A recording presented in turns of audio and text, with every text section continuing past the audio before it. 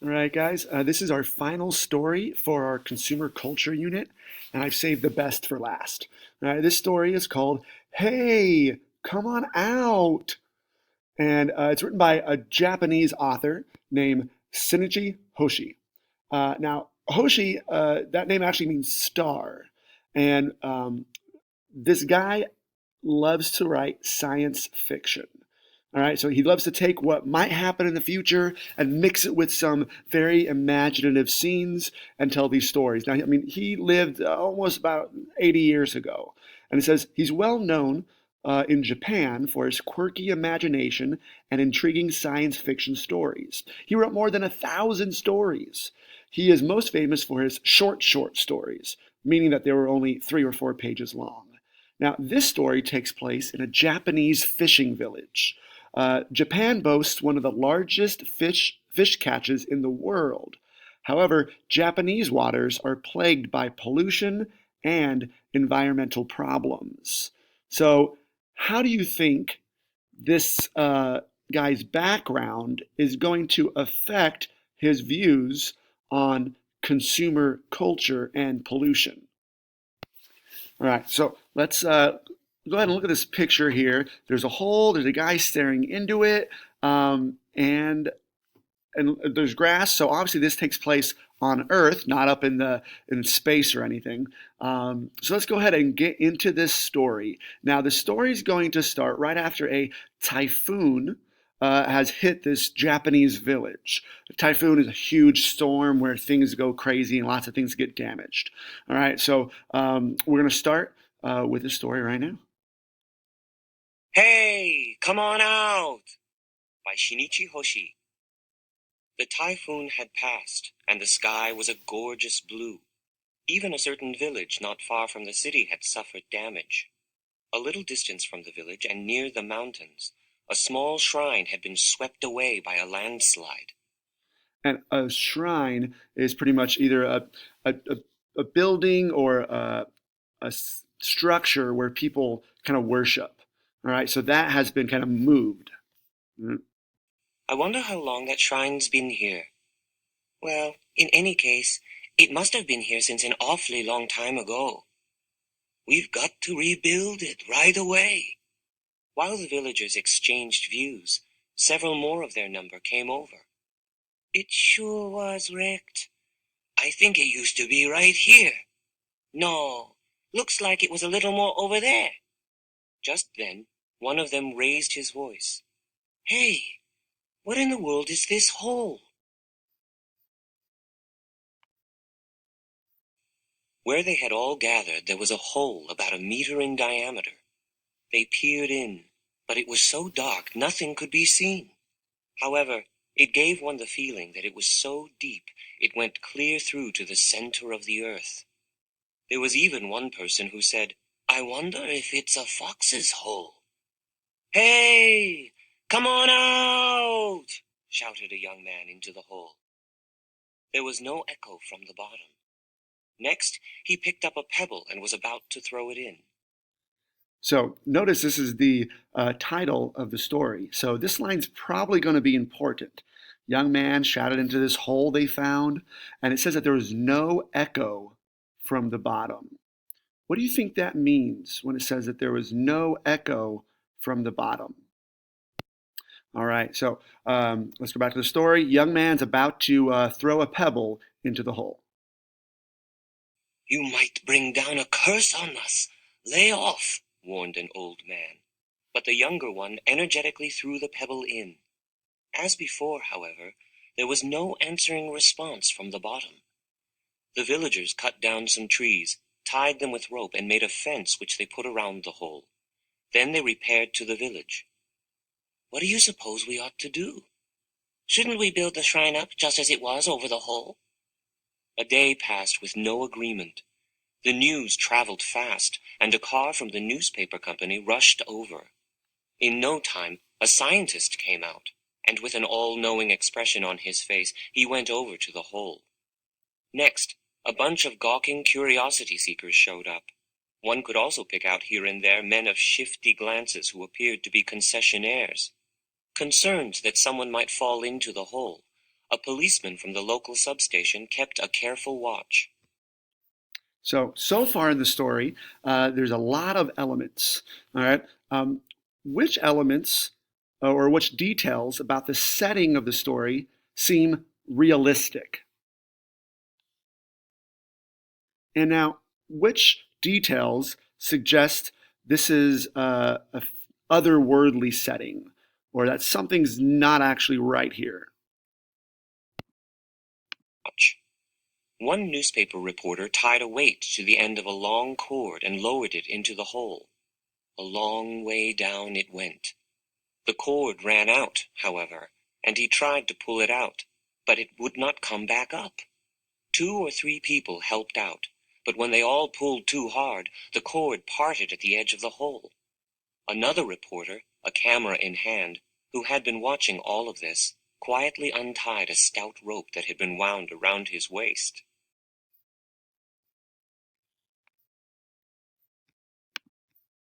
The scientist contacted people at his laboratory and had them bring out a high-powered bullhorn with which he was going to check out the echo from the hole's bottom. He tried switching through various sounds, but there was no echo. The scientist was puzzled, but he could not very well give up with everyone watching him so intently. He put the bullhorn right up to the hole, turned it to its highest volume, and let it sound continuously for a long time. It was a noise that would have carried several dozen kilometers above ground, but the hole just calmly swallowed up the sound. In his own mind, the scientist was at a loss, but with a look of apparent composure, he cut off the sound and, in a manner suggesting that the whole thing had a perfectly plausible explanation, said simply, "Fill it in." Safer to get rid of something one didn't understand. It's safer to get rid of something one didn't understand. This line here, line 58, says a lot about the theme. If you had to paraphrase this line, how would you paraphrase it? All right, as we continue with the story, someone called a concessionaire or a businessman has an idea for the hole. So he's going to make a proposal to the mayor of the city. The onlookers, disappointed that this was all that was going to happen, prepared to disperse. Just then, one of the concessionaires, having broken through the throng and come forward, made a proposal. "Let me have that hole. I'll fill it in for you." "We'd be grateful to you for filling it in," replied the mayor of the village. "But we can't very well give you the hole. We have to build a shrine there." "If it's a shrine you want, I'll build you a fine one later. Shall I make it with an attached meeting hall?" Before the mayor could answer, the people of the village all shouted out, "Really? Well, in that case, we ought to have it closer to the village." "It's just an old hole. We'll give it to you." So it was settled, and the mayor, of course, had no objection. So, what was the proposal the concessionaire offered to the mayor? So, now let's see what this concessionaire's plan is with the hole. What is he going to do with it? The concessionaire was true to his promise. It was small, but closer to the village he did build for them a shrine with an attached meeting hall. About the time the autumn festival was held at the new shrine, the hole-filling company established by the concessionaire hung out its small shingle at a shack near the hole. The concessionaire had his cohorts mount a loud campaign in the city. "We've got a fabulously deep hole. Scientists say it's at least 5,000 meters deep.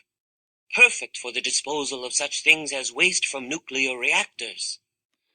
So, the businessman's plan is to throw trash into the hole.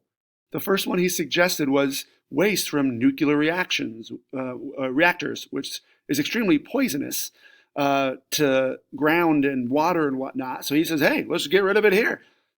So as we go through, I want you to pay attention to the different things that people start to throw in the hole. Government authorities granted permission. Nuclear power plants fought for contracts. The people of the village were a bit worried about this, but they consented when it was explained that there would be absolutely no above-ground contamination for several thousand years, and that they would share in the profits. Into the bargain, very shortly a magnificent road was built from the city to the village. Trucks rolled in over the road, transporting lead boxes. Above the hole the lids were opened, and the wastes from nuclear reactors tumbled away into the hole. From the Foreign Ministry and the Defense Agency, boxes of unnecessary classified documents were brought for disposal. Officials who came to supervise the disposal held discussions on golf. The lesser functionaries, as they threw in the papers, chatted about pinball. The hole showed no signs of filling up. It was awfully deep, thought some, or else it might be very spacious at the bottom. Little by little, the hole-filling company expanded its business. Bodies of animals used in contagious disease experiments at the universities were brought out, and to these were added the unclaimed corpses of vagrants. Vagrants means homeless people.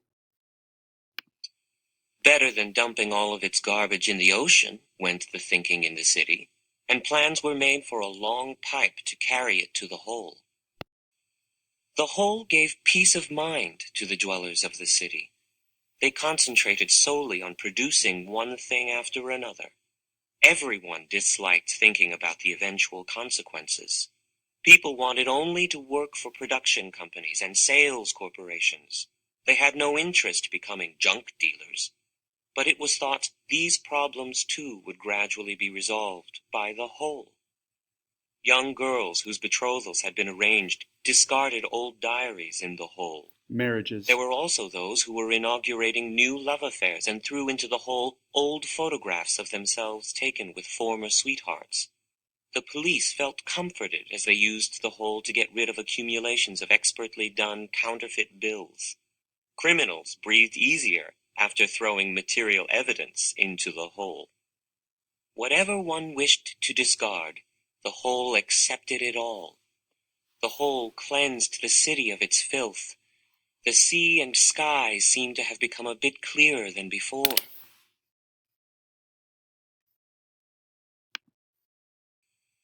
Aiming at the heavens, new buildings went on being constructed, one after the other. One day, atop the high steel frame of a new building under construction, a workman was taking a break. Above his head, he heard a voice shout, "Hey! Come on out!" But in the sky to which he lifted his gaze, there was nothing at all. A clear blue sky merely spread over all. He thought it must be his imagination.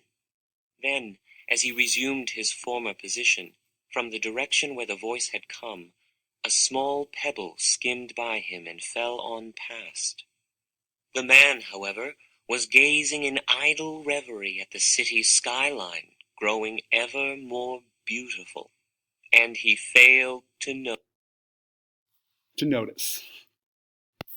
And that's the end. So, what is your interpretation of this story's ending? Think about it, make your selection, and be prepared to talk about it with the class.